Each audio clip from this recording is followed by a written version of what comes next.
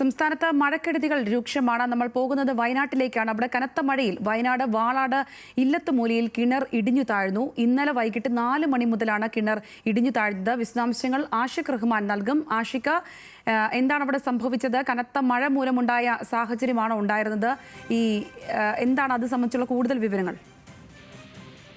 ഇതാ കനത്ത മഴ മൂലം തന്നെയാണ് ഈ മണ്ണ് ഇടിഞ്ഞു താന്നത്. ഈ കിണറിന് ചുറ്റും നമുക്കറിയാവുന്ന മണ്ണിന്റെ ചുറ്റുമായിട്ടാണ് ഈ കിണർ നിർമ്മിച്ചത്. അതിനാലാണ് ഇത്തരത്തിലൊരു മണ്ണിടിഞ്ഞത് മൂലം ഈ കിണർ ഇടിഞ്ഞു താന്ന ഒരു സാഹചര്യം ഉണ്ടായത്. വയനാട് വാളാട് ഇല്ലത്തുമൂലയിലാണ്. അവിടെ മുണ്ടിയാട് കേശവൻ നമ്പ്യാരുടെ കിണറാണ് ഇടിഞ്ഞ് വീണിട്ടുള്ളത്. 26ഓളം റിങ്ങുള്ള കിണറാണിത്. അത് ആദ്യഘട്ടത്തിൽ ചെറിയ രീതിയിൽ ഇടിഞ്ഞു താഴുകയും പിന്നീട് ഏകദേശം ഇപ്പോൾ പൂർണ്ണമായും ഇടിഞ്ഞു താഴ്ന്നെന്നാണ് മനസ്സിലാക്കുന്നത്.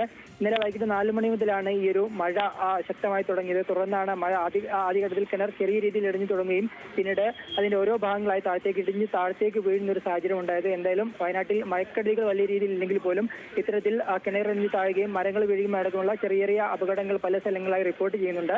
എന്തായാലും വയനാട്ടിൽ ഇന്നും റെഡ് അലർട്ടാണ്. വലിയ രീതിയിൽ മഴയ്ക്ക് ഇപ്പോൾ ചെറിയ ശമനമുണ്ടെന്ന് പറയേണ്ടി വരും. സംഗീത.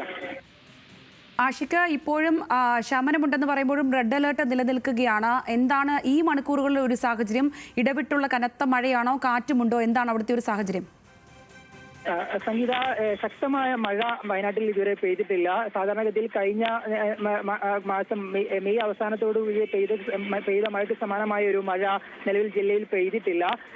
ഒരു ശക്തമായ മഴ എന്ന് പറയാൻ കഴിയില്ലെങ്കിൽ പോലും പലയിടങ്ങളിലും വെള്ളം കയറാൻ തുടങ്ങിയിട്ടുണ്ട്. അതേസമയം തന്നെ ഈ വെള്ളത്തിന്റെ മഴയുടെ ശക്തി കുറവായതിനാൽ തന്നെയാണ് പല സ്ഥലങ്ങളും വെള്ളം കയറാതെ നിൽക്കുന്ന സാഹചര്യം ഉണ്ടായത്. ചൂരൽമലയിലടക്കം പുന്നപ്പുഴയിൽ നീരൊഴുക്ക് വർദ്ധിക്കുന്ന ഒരു സാഹചര്യം ഉണ്ടായിരുന്നു. അവിടെ ഈ പുഴ വൃത്തിയാക്കുന്നതിന്റെ ഭാഗമായി കൂട്ടിയിട്ട് മണ്ണടക്കം ഈ പുഴയിലേക്ക് വീഴുന്ന ഒരു സാഹചര്യമുണ്ട്.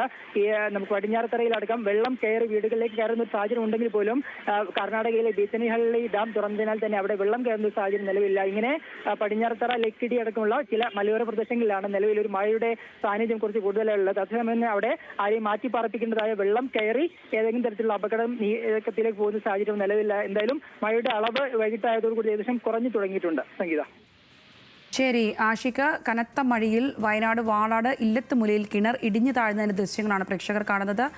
ഇപ്പോഴും അവിടെ മഴ തുടരുന്ന സാഹചര്യമാണ്. വലിയ മഴയിലേക്ക് ഇപ്പോൾ കാര്യങ്ങൾ പോകുന്നില്ല എങ്കിൽ പോലും ആഷിഖ് റഹ്മാൻ അതാണ് വയനാട്ടിൽ നിന്നും വിശദാംശങ്ങൾ പങ്കുവച്ചത്.